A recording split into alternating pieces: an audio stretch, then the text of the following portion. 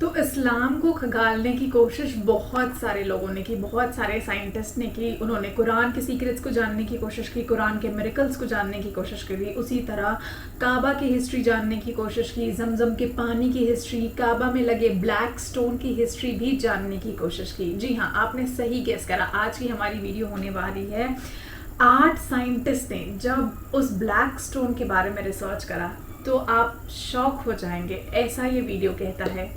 क्या रिसर्च करी, क्या उन्होंने वाकई सब कुछ जान लिया या अभी भी कुछ बातों से अनजान है, वो तो इस वीडियो को देखने के बाद ही पता चलेगा कि क्या ये वीडियो एक्चुअली सच में स्टेट करता है जो ये बोलता है।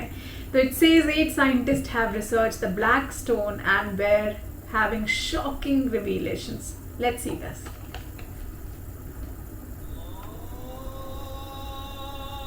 Friends of Islam, this time Islamic circles are back in front of you to share Islamic information, hopefully inspiring your activities today. And don't forget to click the subscribe button and activate the bell button notification, so as not to miss the latest news from the Islamic Circles channel.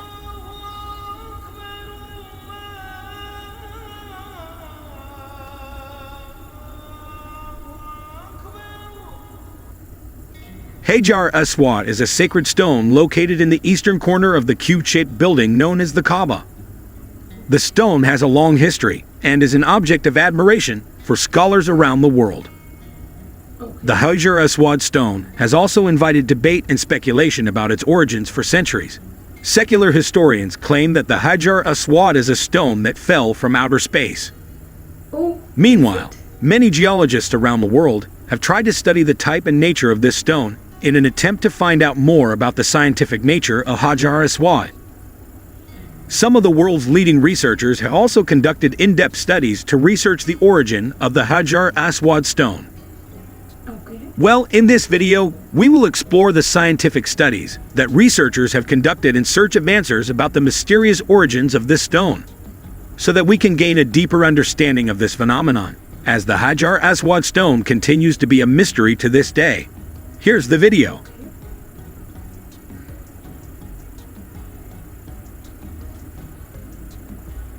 𝐄𝐦𝐚𝐢𝐥 has a rich history and myths, making it a very important stone in the development of Islam, from the time of Prophet Abraham to the time of Prophet Muhammad.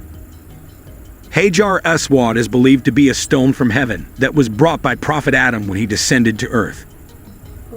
Over time, the 𝐄𝐦𝐚𝐢𝐥 stone deteriorated and was broken into several pieces in medieval times. However, the pieces of the black stone were later put back together and inserted into a silver frame fastened to a stone. Historically, the 𝐄𝐦𝐚𝐢𝐥 stone has undergone color changes. According to a hadith of the Prophet Muhammad, he said, "A black stone came down from heaven, and it was whiter than milk, but the sins of the sons of Adam turned it black." In this understanding, the black color of 𝐄𝐦𝐚𝐢𝐥 is believed to be a reflection of the sins of mankind. The government of the Kingdom of Saudi Arabia has even released a 49,000 megapixel high-resolution photograph of the 𝐄𝐦𝐚𝐢𝐥. This photo allows anyone to clearly see every detail of this sacred stone. Inside the Grand Mosque, there are 8 clusters of 𝐄𝐻 which are attached to a larger stone and framed by silver. But there are also other fragments of 𝐄𝐻 claimed to be in Istanbul, Turkey. One of them is in the Süleymaniye Grand Mosque. In addition to these 2 places, it turns out that other fragments of 𝐄𝐻 are in one of the museums in England. Why are the fragments of 𝐄𝐻 in England? Here are the facts. The process of taking the chunks began when some scientists read the news about the virtues and wonders of the 𝐄𝐻 stone. In the UK, there are 3 fragments of 𝐄𝐻 which are kept for research purposes. As a very special stone and sacred to Muslims, the 𝐄𝐻 stone has always attracted public interest, especially researchers in the field of geology. Over time, various experts have conducted research to seek a deeper understanding of the physical characteristics of the 𝐄𝐻 stone. They also wanted to understand the geological processes that may have been involved in the formation of this stone. Of course, among researchers, there are many different views and opinions about Hajar Aswad. One of the researchers, Richard Burton, finally pronounced the creed after doing extensive research on the stone. In the research on the origin of the Hajar Aswad stone, one of the hypotheses proposed was that the stone came from a meteorite. This view is based on a catalog of meteorites compiled by G.T. Pryor, who categorized the Hajar Aswad stone as an aerolite or siderite, a type of meteorite rich in iron and silicates. Pryor argues that the Hajar Aswad stone is an aerolite meteorite, a meteorite that is more like an ordinary stone and is not dominated by iron and nickel, as is the case with meteorites that we commonly know. Anthony Hampton and a team of geologists from the University of Oxford also studied the local chili sauce collected from where the Hajar Aswad stone is located. They found rare amounts of iridium and cone fragments in the samples. The rare geological find, which is known to have formed in the bedrock beneath a meteorite impact crater, was discovered by Paul Parch, a curator of mineral stones during the Austrian-Hungarian Empire, who published the first comprehensive report on black stone in 1857, in which he suspected that the Hajar Aswad stone was a fragment of a meteorite that fragmented about 6,000 years ago. However, this hypothesis has been the subject of tremendous debate, as there are discoveries that state that the Hajar Aswad stone has the property of floating in water. This is contrary to the characteristics of meteorites in general, which have a high density, so they will sink if put into water. In 950, the governor of Mecca, Abdullah ibn Makim, tested the stones suspected to be the Hajar Aswad stones, stolen by the Ismailiya Karamitha sect 22 years earlier, and found that they could indeed float in water. This finding shattered the view that Hajar Aswad was a meteorite. In addition, all scientists have not found meteorite rocks with the same characteristics as the Hajar Aswad stone, so this stone cannot be definitely attributed to a meteorite. Nonetheless, this hypothesis remains one of the viewpoints in the research on the Hajar Aswad stone, and researchers continue to study the properties and characteristics of the stone to gain a clearer understanding of its origin. Another hypothesis that has been proposed in research on the origin of the Hajar Aswad stone is that it is a volcanic rock, specifically pumice. These rocks are formed from volcanic eruptions that produce magma with a composition rich in silicon, CO2, or acid igneous rocks. Acid igneous rocks are generally light or bright in color as opposed to dark, wet igneous rocks. A study conducted by the United States Geological Survey said Hajar Aswad is probably obsidian from a lava flow common in one of the Herat or volcanic fields, found on the western Arabian coast. Meanwhile, researchers Robert S. Dietz and John McCone from the Department of Geology at the University of Illinois in the United States said Hajar Aswad is not derived from meteorite rock, but is a ringstone, which is one of the minerals formed in the earth. He said, diffusion bands and other physical appearances indicate that it is agate. In this context, some scientists note that the Hajar Aswad stone has similarities with pumice. Pumice rock generally has a light or bright color and is mostly composed of pores that result in a very low density, less than 1 gram per cc. This phenomenon is in line with reports that the Hajar Aswad stone can float in water.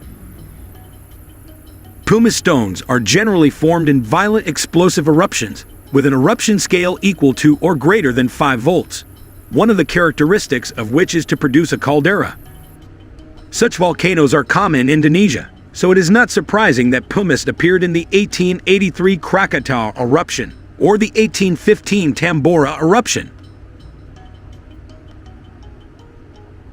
However, there are challenges in attributing the Hajar Aswad to pumice in the context of the geology of the Arabian Peninsula.